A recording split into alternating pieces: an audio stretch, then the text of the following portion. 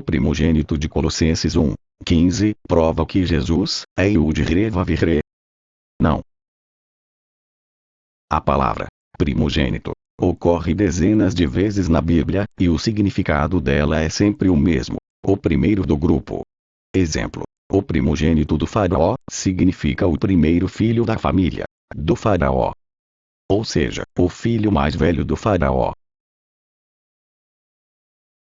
Jesus Cristo é chamado na Bíblia de o primogênito de toda a criação, ou seja, Jesus é o primeiro ser que Yud-Re-Vav-Re criou, isto é, Jesus é o filho mais velho de Yud-Re-Vav-Re. Em Colossenses 1:15 aparece a palavra grega protótokos, que significa primeiro filho. Protokos pasis catícios, que significa primeiro de todos criado. No versículo 16, na Bíblia na linguagem de hoje, diz que, por meio dele, por meio de Jesus, Deus criou tudo, no céu e na terra, o que se vê e o que não se vê, inclusive todos os poderes espirituais, as forças, os governos e as autoridades. Por meio dele, e para ele, Deus criou todo o universo. No versículo 16, aparece a palavra grega, panta, que significa todas as outras. Esta palavra, panta, aparece em Lucas 21:29, mas a Bíblia tradução Almeida, revista e corrigida, omite a tradução desta palavra e dá a entender que a figueira não é a árvore. E disse-lhes uma parábola: olhai para a figueira e para todas as árvores. Porém, na Bíblia na linguagem de hoje, o texto de Lucas 21:29 diz: em seguida Jesus fez esta comparação: vejam o exemplo da figueira ou de qualquer outra árvore. Veja bem. Qualquer outra árvore. Perceba que Jesus mostra que a figueira é uma árvore, e esta árvore é comparada com outras árvores. Quando se omite a tradução desta palavra, panta, a frase muda de sentido, conforme acabamos de ver. Outro exemplo. Em Filipenses 2:21, na tradução Almeida, revista e corrigida, omite a tradução da palavra panta. E o apóstolo Paulo diz o seguinte: porque todos buscam o que é seu, e não o que é de Cristo Jesus.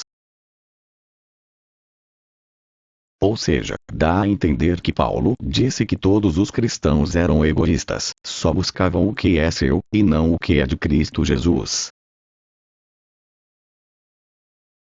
Agora vejam, este mesmo texto bíblico, de Filipenses 2:21, na Bíblia na linguagem de hoje, que não omite a tradução da palavra panta, e que diz o seguinte: porque todos os outros se preocupam com seus próprios negócios, e não com o que é de Cristo.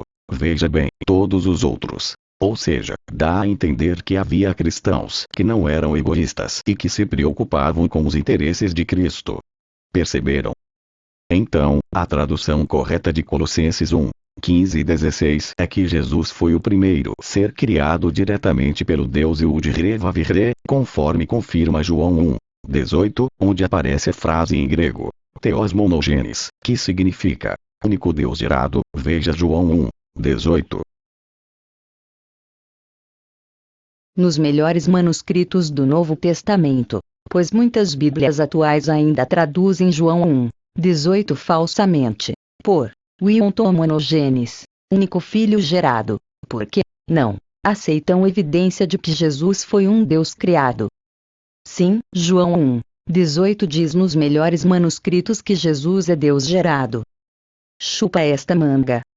E voltando para Colossenses 1:15 e 16, por meio de Jesus Cristo, o Deus Yud-Re-Vav-Re criou todas as outras coisas que existem no universo, as que se veem, e as coisas que não se veem. Portanto, o sentido de Colossenses 1:15 é que Jesus, de fato, foi o primeiro ser criado por Deus. E que por meio de Jesus, o Deus Yud-Re-Vav-Re criou todas as outras coisas. Os anjos, as estrelas, os planetas, a terra, as plantas, os animais, etc. E sendo assim, Jesus não é um criador Yud-Re-Vav-Re. Jesus é o primeiro mediador da criação que o Deus Yud-Re-Vav-Re criou. A palavra grega katistos, na Bíblia, que significa criar, nunca é aplicada a Jesus Cristo na Bíblia, e se aplica única e exclusivamente ao Deus Yud-Re-Vav-Re. Assim sendo, esta palavra katistos nunca é aplicada a Jesus Cristo na Bíblia. Portanto, o Deus Yud-Re-Vav-Re criou primeiro Jesus, e depois, através de Jesus, ou por meio de Jesus, o Deus Yud-Re-Vav-Re criou as demais coisas que existem no universo. Esta é a verdade dos fatos. Pense nisso.